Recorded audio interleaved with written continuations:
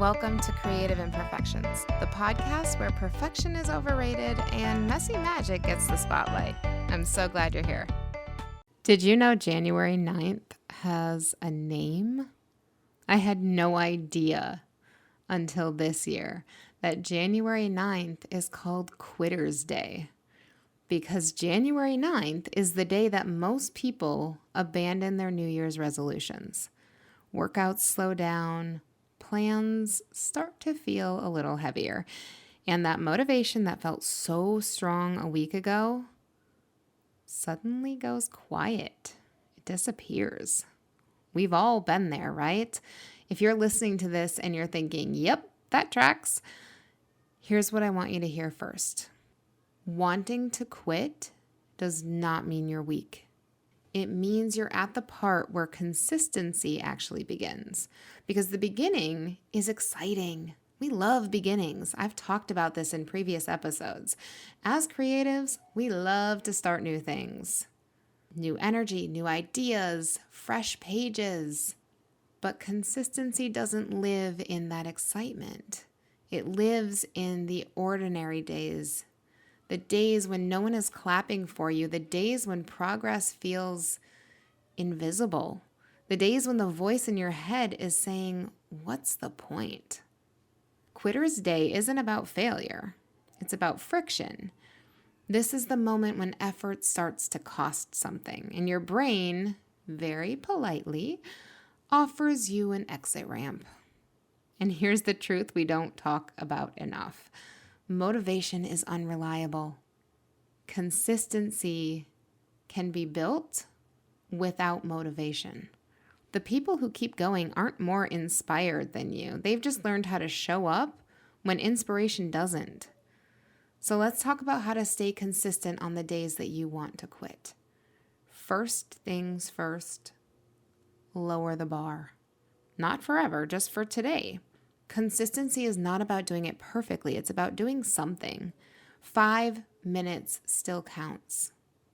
1 page still counts. 1 small action still moves you forward. 5 minutes matters. Quitting usually happens when the task feels too big to even touch it. So shrink it until it feels possible again. Break it apart. Break it into smaller pieces. They always say, how do you eat an elephant? 1 bite at a time. Second, you need to separate your feelings from your commitments. You don't have to feel motivated to follow through. You don't have to feel confident. You don't even have to feel good about it. You just have to decide that how you feel today doesn't get to vote on who you're becoming.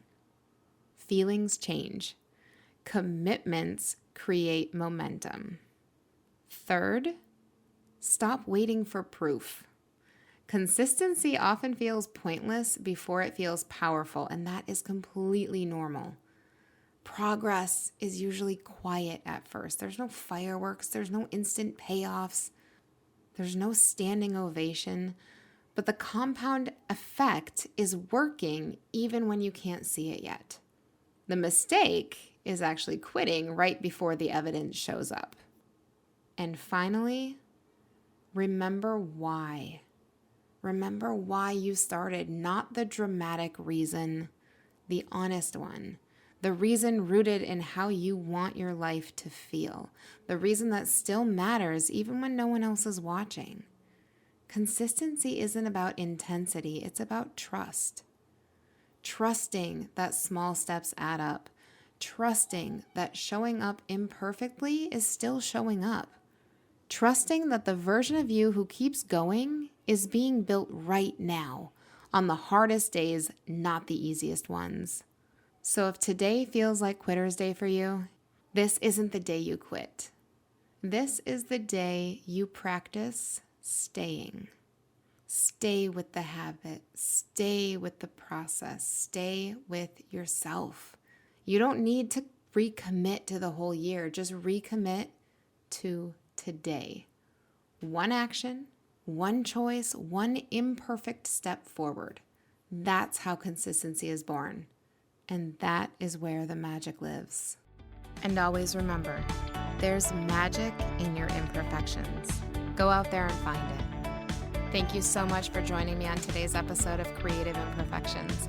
If you have a friend who could use this advice right now, please feel free to share this with them and make sure you subscribe.